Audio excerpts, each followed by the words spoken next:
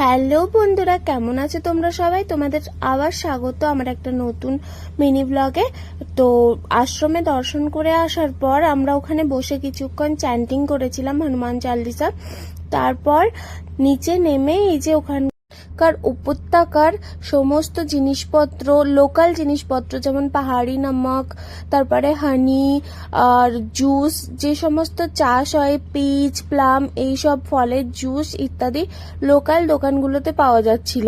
আর বিভিন্ন ধরনের হার্বস। তো ওখান থেকে আমাকে বর্মশাই বলল, শোনো কিছু মধু নিয়ে যাই চলো। আমি বললাম ঠিক আছে চলো, মধুটা তো প্রায় আমরা খাই আর এখানে একদম ভালো পাওয়া যাবে।